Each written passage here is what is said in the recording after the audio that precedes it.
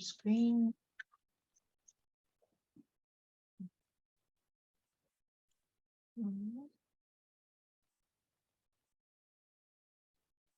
Just a sec. Yep. Oh, this is not right. I'm sorry, I hit the. Oh.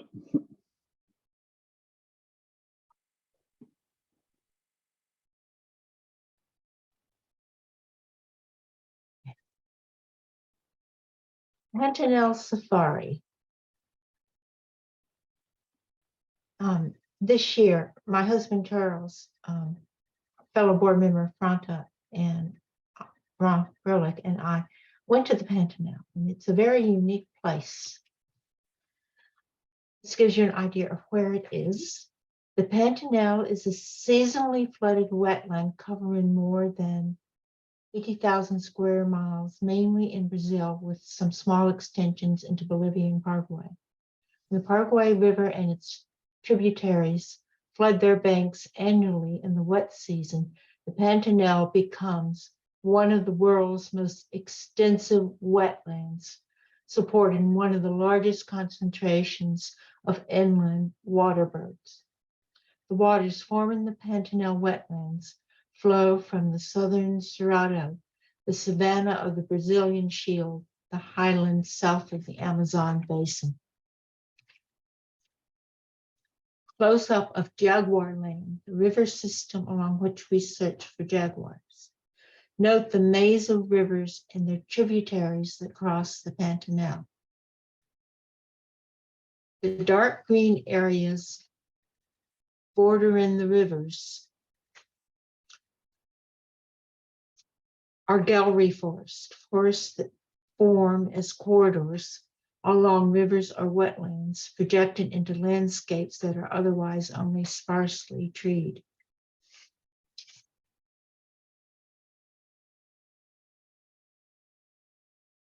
Birds of the Cerrado are found in the Pantanal in the drier, higher areas. This ranch is 70% underwater in the wet season. Seasonal flooding limits the number of cows per acre, which benefits wildlife, which can coexist with a low density of grazing, but not a high one.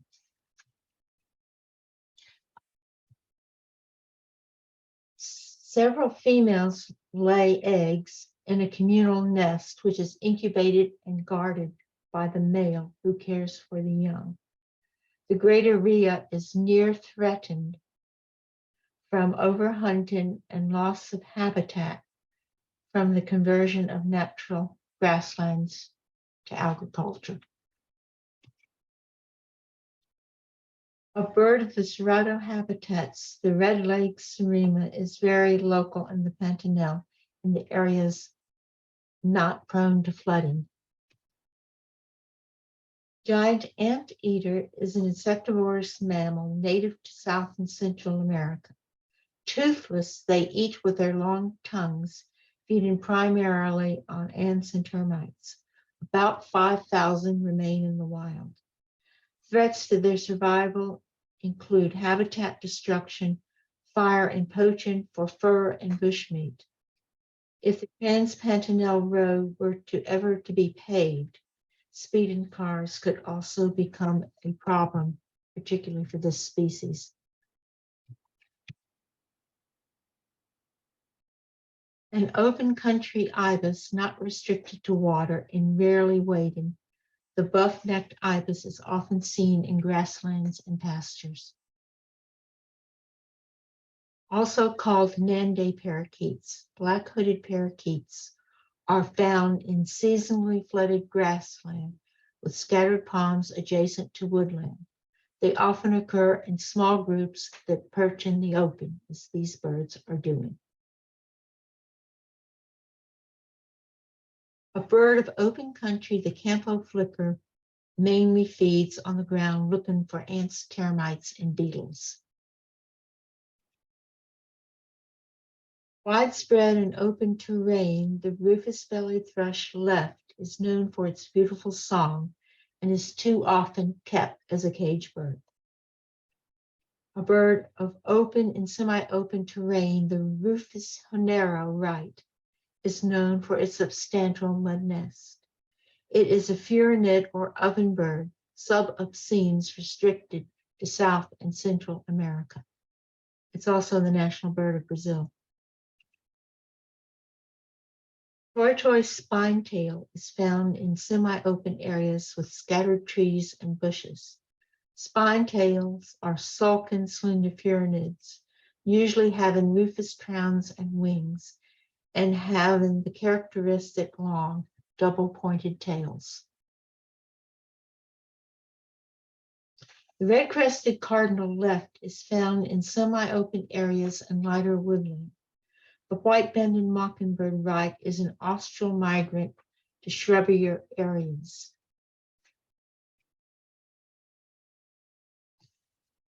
And birds of thickets, borders, and scrub, the barred-antract pair holds year-round territories, and both sing, often duetting. The female is on the left, the male on the right.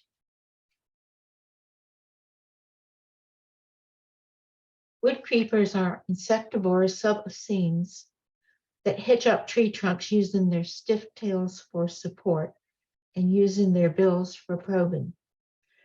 The size and shape of the bill differs between species.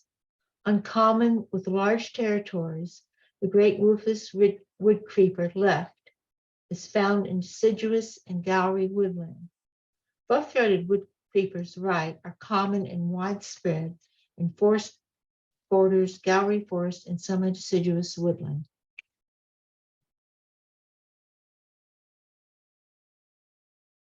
The subspecies of masked gnatcatcher left, found in the Pantanal, may be a separate species, differing in plumage, lighter with a smaller mask and voice from the other subspecies, and preferring an open canopy with only 10 to 30% tree cover.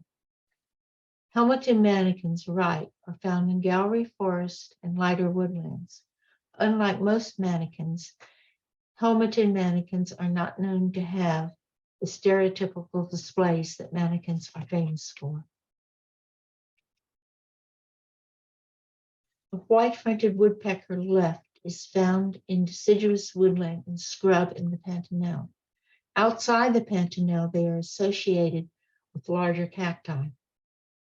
The range-restricted pale-crested woodpecker on the right is found in deciduous forest and woodland. While usually associated with drier woodlands, they will use seasonally flooded forest in the Pantanal.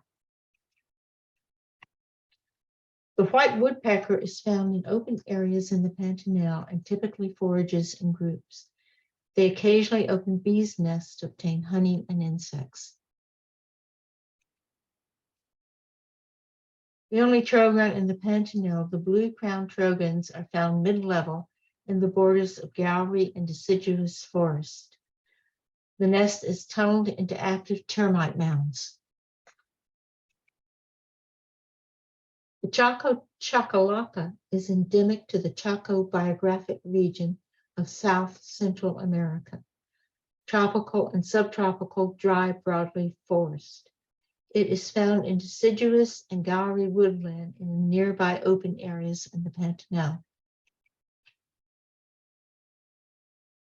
Found in deciduous forest, woodland, and gallery forest, the chestnut-bellied guan is endemic to the Brazilian Cerrado biome. Very few records exist outside the Pantanal, where hunting and habitat loss have greatly reduced the population.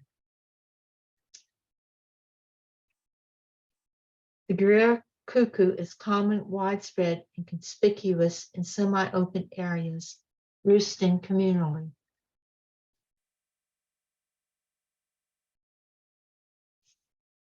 In the Pantanal, the yellow chevron parakeet is widespread in the canopy and borders of deciduous forest and woodlands. Trapping for the pet trade is a problem outside the Pantanal. Where they are considered an agricultural pest by grain farmers, flocks are captured by mist nets and sold in mass for the pet trade. Pantanal, the turquoise-fronted Amazon, is found in gallery forest, woodland, and adjacent open areas. The parrot is declining overall because it is heavily hunted for the caged parrot trade, but remains numerous in the Pantanal where it is protected. Found in forest and woodland borders and clearings, putus are nocturnal. During the day, they remain motionless, mimicking broken tree branches. Patches of wetland remain in the dry season as the land dries up, attracting and concentrating wetland species, which gather into the remaining wet areas as these black-bellied whistling ducks have. Sometimes the numbers can be phenomenal.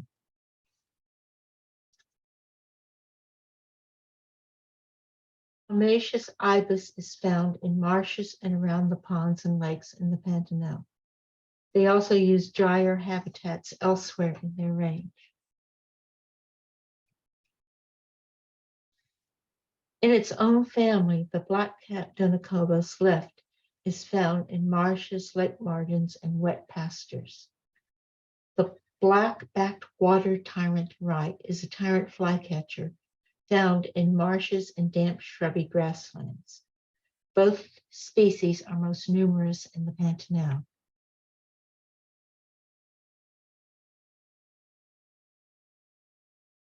More of a wetland species than the closely related red-crested cardinal, the yellow-billed cardinal is found around marshes and streamside vegetation.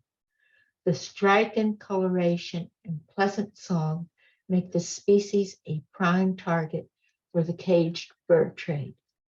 Both species are tanager finches, only distantly related to our cardinals.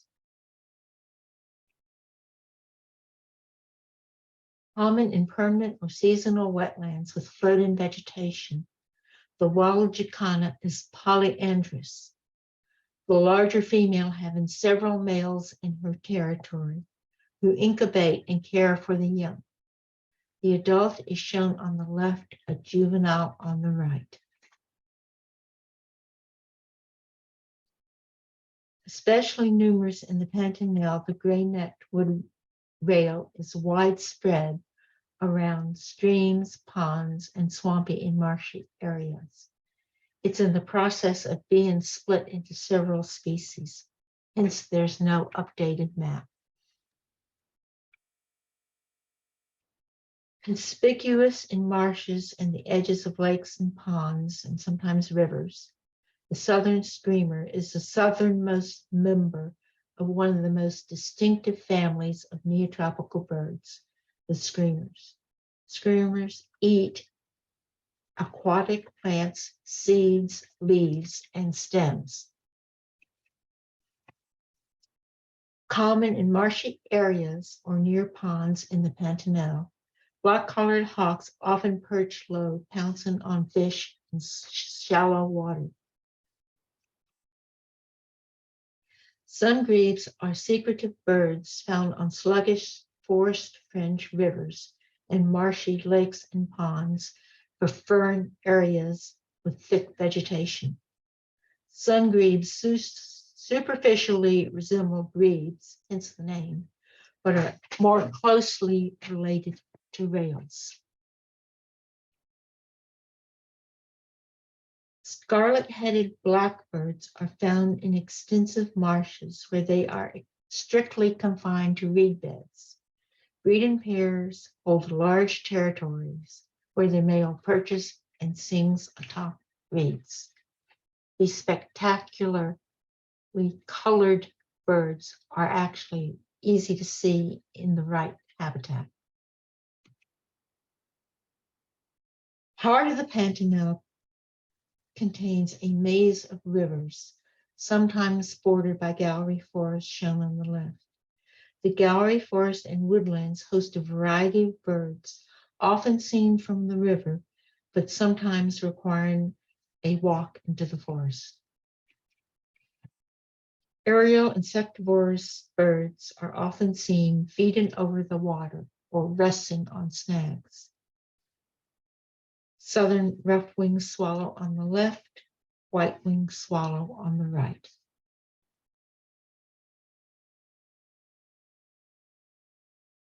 Black-fronted nunbirds are found in gallery forest where they perch conspicuously in groups and regularly erupt into noisy choruses of whistles and chirrs.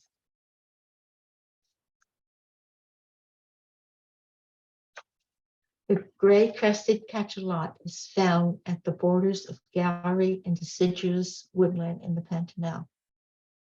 The pair is usually duets.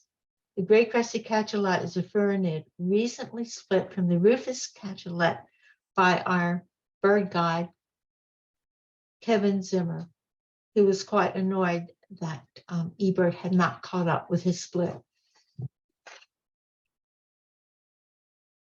More often heard than seen, the striking great entripe is a common and widespread species in the undergrowth of shrubby clearings, woodlands, and thickets and forest borders. Great entripes have significant regional variations in diet. The Pantanal population has been observed foraging using the leaves of water hyacinths as platforms from which to extract aquatic insect larvae, frogs, tadpoles, and minnows from shallow pools. The species has not been seen doing this elsewhere. So this behavior is unique to the Pantanal population. The male is shown in the photograph. The female is rufous above where he is black. On the left, the white-eyed attila, a tyrant flycatcher, is uncommon in gallery forest of the northern Pantanal. On the right, the rusty-backed spine-tail, a furanid, is fairly common in the gallery forest throughout the Pantanal. The lesser Kissidae, a tyrant flycatcher, is found at the margins of lakes, streams, and marshes. It differs from the greater Kissidae in its smaller size, more slender bill, and vocalizations. The rusty-fronted toady tyrant is a small tyrant flycatcher with a broad spatulate bill, locally fairly common in the dense undergrowth in shrubby clearing, forest, and woodland borders and in gallery forest.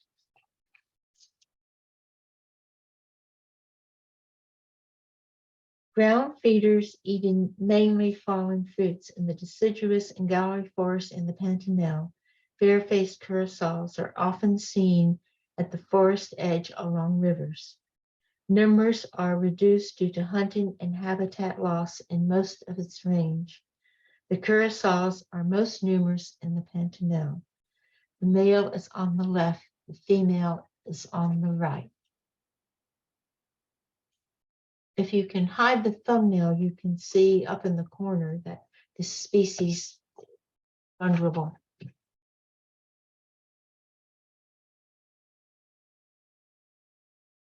In the northern Pantanal, the red-throated piping guan on the left has a bicolored red and blue dewlap, the bare skin hanging from the throat.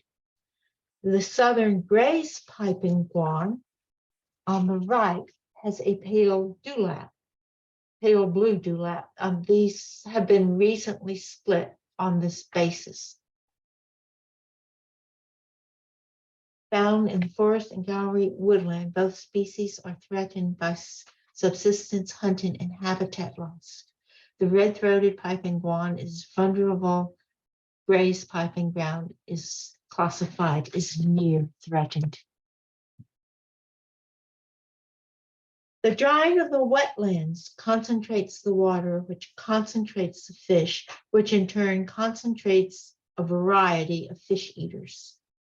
The biggest threat to the Pantanal is decline in water quality from the water that originates in the Cerrado, Brazil's most endangered large ecosystem, even more endangered than the Amazon. Conversion of over 80% of the Cerrado to large-scale agriculture, primarily soybean monoculture, has resulted in pesticide contamination in the waters draining the Pantanal. Soybeans are not native to Brazil and require large amounts of pesticides and fertilizer to grow. They are sold mainly to either the Chinese or the Europeans. Gold mining in the Cerrado has also caused toxic runoff. Failure to leave vegetation along river banks has resulted in siltation from erosion. So the water quality still supports quite a bit of wildlife, but it's not as good as it was a decade ago, and it is declining.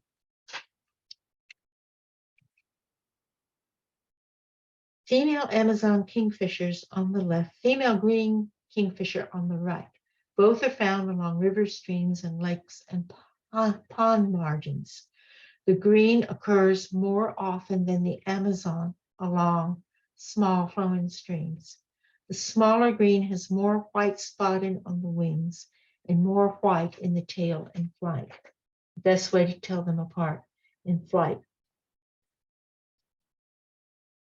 Black skimmers are found along large rivers and,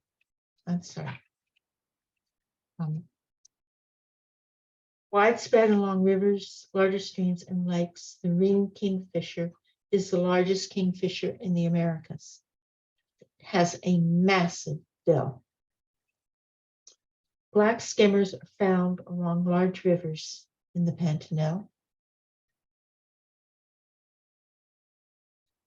Widespread and locally common neotropical cormorant on the left and the uncommon ahingas on the right are found sunning themselves along the rivers as you go by.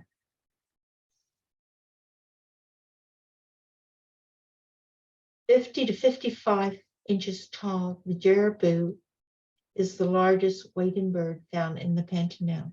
The jerboa is a stork. Jerboa nestlings. The nests are huge and high up in trees, sometimes alive, sometimes recently dead. A variety of herons are concentrated along water courses in the dry season. Black-crowned night herons left prefer shallow, weedy ponds, pond margins, creeks, and marshes. Feeding mainly from the evening to early morning. The crepuscular boat-billed heron right hunts a variety of animals while wading through shallow water.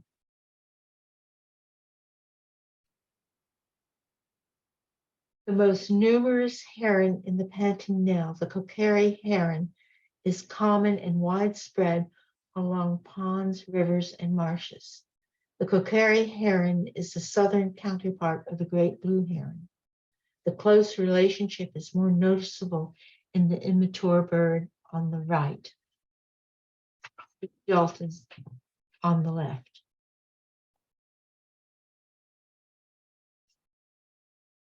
The rufous tiger heron is widespread in marshes, along forested rivers and streams, and around ponds and lakes. Immature is shown on the right of the tiger stripes that give the genus its common name, tiger heron.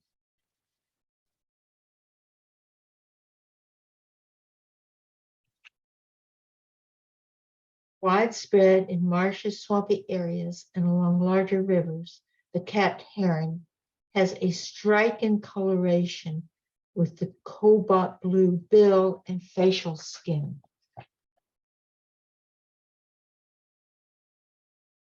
The agami heron is rare and local in forested margins along oxbow lakes and streams.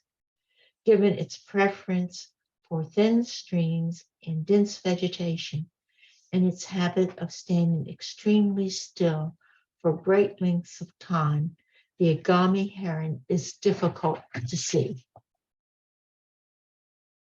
A slender bill is used to spear fish. The agami heron is classified as vulnerable due to habitat loss in the Amazon population. but actual numbers are difficult to know because of its retiring habits.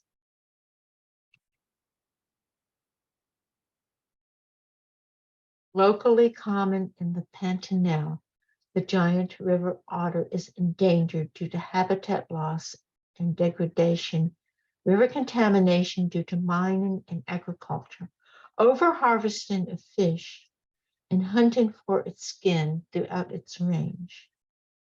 An estimated 80% of its habitat has been lost, mainly in the Amazon basin.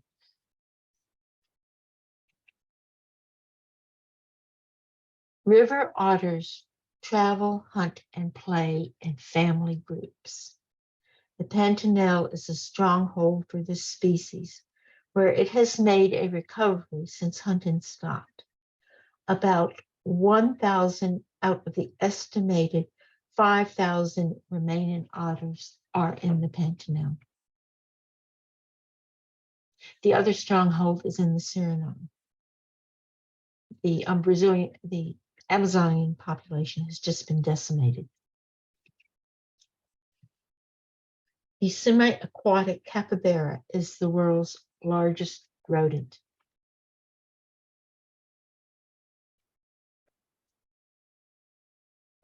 Following fluctuating water levels, snail kites left are dietary specialists, feeding almost exclusively on freshwater apples, snails, in the genus Homicea.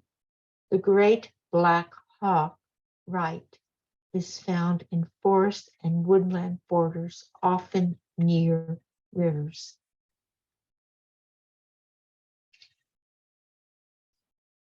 All these fish-eating birds and mammals attract the Yacare caiman. Endemic to Argentina, Bolivia, Brazil, and Paraguay, the Yacare caiman is the top predator, save one. There are an estimated 10 million Yacare caiman in the Pantanal. As the water dries and is left in some areas in very small spaces, you can see almost, you could if you dared walk across the caiman and not get your feet wet. No one would be that dumb. But they are in amazing numbers, concentrated in small water holes in the dry season. The top predator lurks in the shadows. The jaguar is the third largest cat in the world after the lion and tiger. The jaguar is near threatened largely due to habitat loss. The map shows the current range in red and the historical range in pink.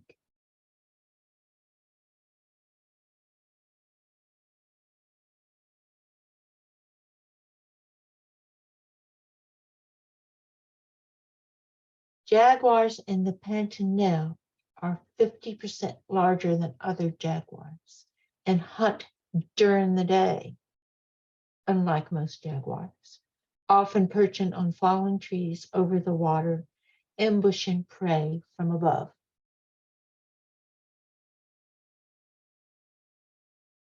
The jaguar diet is 70% caiman and 25% capybara, 5% everything else. Jaguars have the strongest jaw muscles and hence the strongest bite of any feline.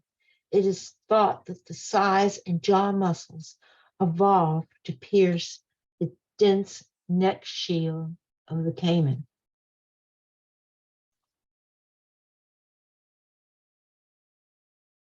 Individual jaguars can be identified by their unique spotting. Facial identification from photos taken by jaguar watchers are used to track individual jaguar movements. This is relatively non-invasive, certainly less invasive than tranquilizing and collaring the jaguar. So it's a good way to track jaguar populations in the Pantanal. Females establish breeding territories while males roam widely in search of felines, challenging each other for dominance. These subadult siblings, a male and a female, have left their mother, but will hunt and hang out together until they are more experienced, and the male goes wandering off to challenge older males.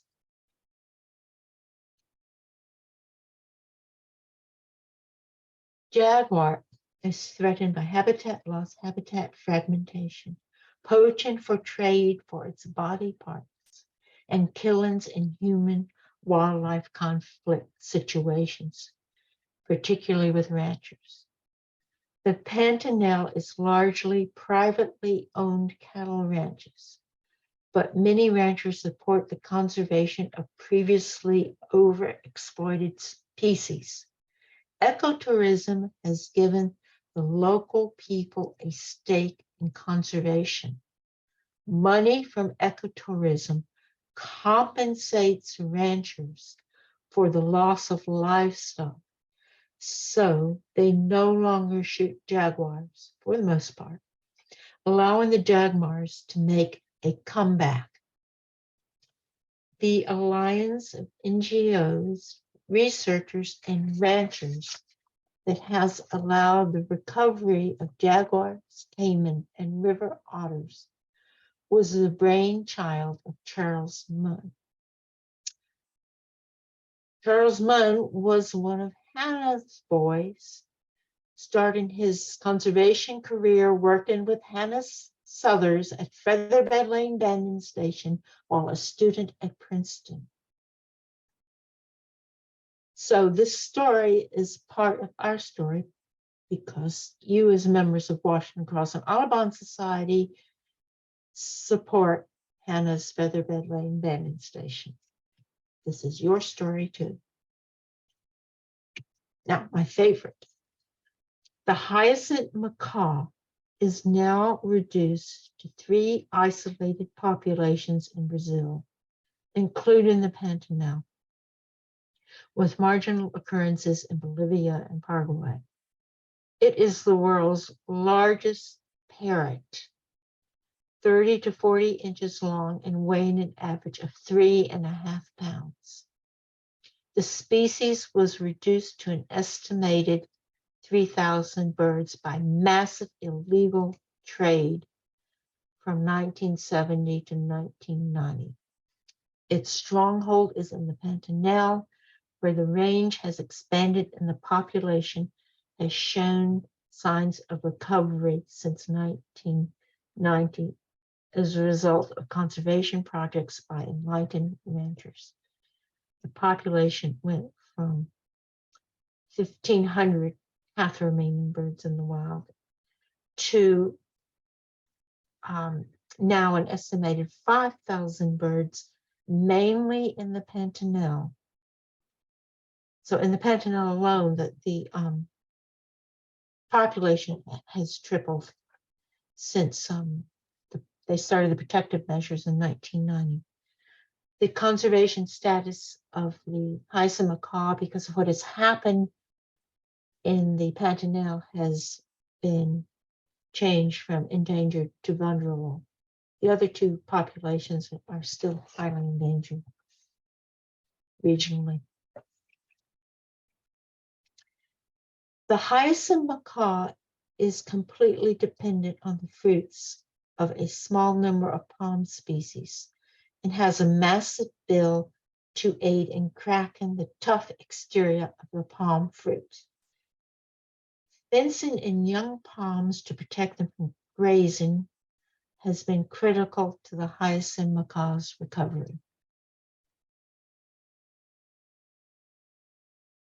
Conservation initiatives involving ecotourism, environmental education, and nest box deployment at certain ranches in the Pantanal has increased the Pantanal population, but collection in the wild remains a problem. Hyacinth macaws are often found in pairs, rooming each other to help maintain the pair bond. 70% nest in Manduvus trees over 80 years old. Trees are very susceptible to windfall. Fencing in smaller trees around older Manduvus trees protects the smaller trees from grazing cattle.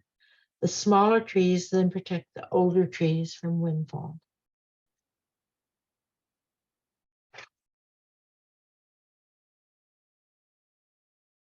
Coming in to drink at a ranch with eco-large facilities. Cattle and hyacinth macaws can coexist as long as the trees the birds depend upon are protected. Support from cattle ranches for conservation is critical because only 4% of the Pantanal is protected as national park. That is way too little to protect the important species they call the Pantanal home.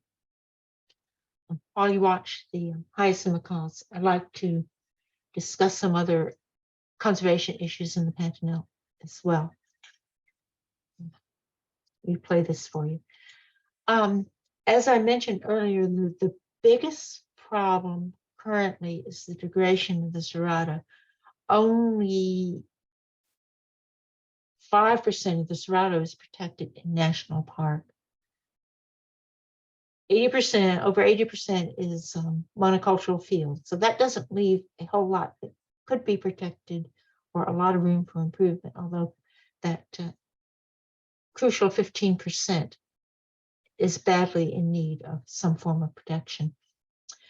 The model that has worked so well in the Pantanal has included linking the few protected areas, the 4%, with larger privately owned conservation lands, forming links between the protected areas, which has greatly expanded the area which is available for the wildlife.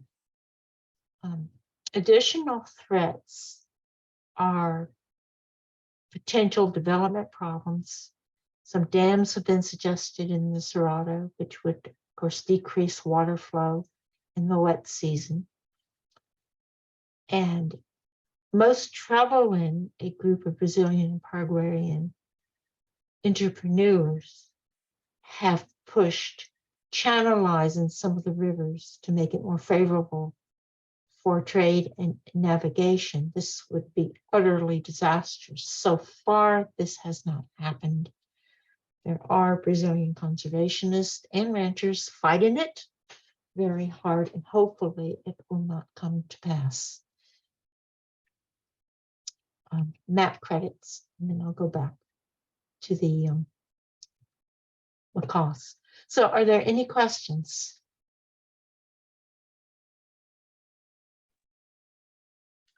You can add your questions to the chat or use the Q&A function to ask a question. I can start off with a question or two that came to mind while I was watching your talk, Sharyn. So it sounds like it may be better to actually go to visit in the dry season or the end of the wet season when things are starting to dry. You do not want to go in the wet season. One, the road's impassable, so you really can't get to the places you want to go. And two, the mosquitoes are unbearable. So And it sounds like in the Pantanal. And it sounds like the wildlife viewing is better in the dry season because the animals are more concentrated. Yes, that's true. But it's really not a choice. I mean, that they're there in the wet season, but even if they were concentrated, you still have to deal with them, the hordes of mosquitoes that are there in the wet season. The dry season was quite pleasant. We didn't have any problems, but all the tourism occurs in the dry season. Not only because the wildlife is concentrated, but because the Trans-Pantanal Highway is only passable in the dry season, and even if it were passable in the wet season, you couldn't stand the mosquitoes. Well, the fact that it is only passable part of the year also sounds like it puts a brake on potential development there as well. It does. And it also keeps the number of cattle per acre down because so much of it floods. And that's really critical because these birds and mammals can coexist with a low density of cattle, but could not with a high density. So this is why channeling the rivers would be such a disaster. But okay, I hope that answers your question. Yeah.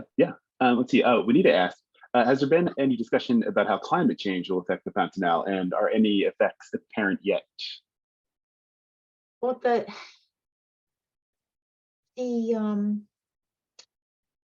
of course, big problem in Brazil with climate change. It's what will happen if the Amazon flips from rainforest to savanna, and that has the effects will be worse. But it goes back to the biggest threat is deforestation of the Amazon and change in the rainfall patterns in the area. If the Amazon stays, or what's left of the rainforest stays rainforest, then that will buffer the effects of climate change because the rainforest makes its own range. If the Amazon flips, as parts of it have, to savanna, then you no longer have the buffering effect, and the effects of climate change would then form a positive feedback cycle with the warming to mean less rain for the area. In some areas of the Pantanal, not just the Pantanal, but adjacent areas to the Pantanal in Paraguay, Uruguay, and Argentina are already experiencing less rainfall, which they blame on the Brazilians for cutting their rainforests. Yeah, and that's a very interesting connection there between climate and vegetation, and how deforesting the Amazon actually changes the climate and prevents reforestation. So it's, it's a, you can get feedback systems which can buffer climate change or which can make the effects of climate change worse, depending on what you do with the vegetation. That's a very important lesson to be learned in this part of the world, which sadly the current administration in Brazil has not learned. But perhaps things are changing with recent election results. The runoff will tell. We can hope. Fairfax asked about jaguars preying on anteaters. Do you think that anteaters look defenseless? Well, the jaguars occasionally will take anteaters, but studies have shown that 70% of the Yacari came in, and 25% are the capybara, 5% everything else, including anteaters. The anteaters will fight back sometimes, but with their claws, but they're really not a major prey for the jaguars. Is there any issue of like overlap of preferred habitat, or just seems like the jaguars prefer other prey? Well, the jaguars in the Pantanal are unique because the caiman make up such a large percentage of their diet that they tend to stay near the water courses,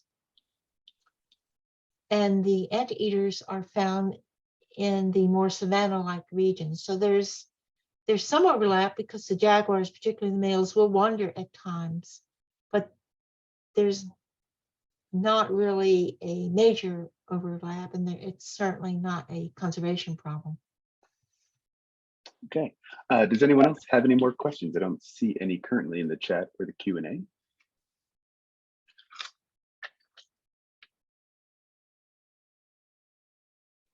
I did have one cross my mind. You mentioned the cage bird trade a few times. It's and specifically in reference to smaller birds. Is it more difficult to deal with the cage bird trade when it comes to smaller birds, or is it just a difficult issue in general? Oh, it's a little bit different, but I'd say it's difficult in general. The cage bird trade is a horrible problem in Latin America because it's traditional for people, in small villages and towns to have cage birds. But unfortunately, with growing human population and decrease in bird population, there are areas where it's making a significant decrease in the local small bird population. Not just in Brazil, but also, we ran into this problem in Guyana and some other places that Front and I have traveled. It's just a huge problem because people, oh, these pretty birds, so let's put them in a cage and have them in our house so we can look at them all the time, not thinking about how this affects the breeding population. So there are actually some areas they've pretty much been extinguished from. In the Pantanal, they're protected because the local people have a strong interest in ecotourism. It's brought them a lot of money. But in other parts of Brazil and other parts of Latin America, they're not protected. The parrot trade is a little bit different. You're dealing with larger birds, and they're captured to sell to wealthy people for their aviaries. Some people do keep them in their houses and cages, but it's for the cage bird trade. A lot of it goes overseas to wealthy people for whom these are status symbols. For the small bird cage is mainly local. Which makes it a harder issue to tackle, I assume. It does. Well, they're both hard because you get the professional smugglers in for the big bucks, the macaws and other Amazons and other parrots spring. Okay, last chance for questions.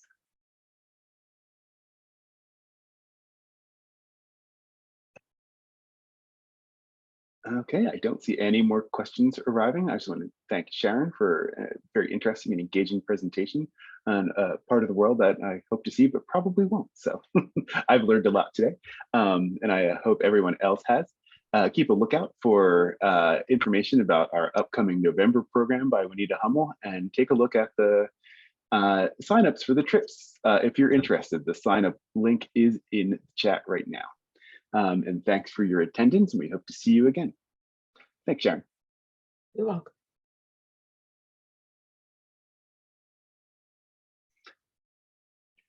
Have a good night. And you too. Good night.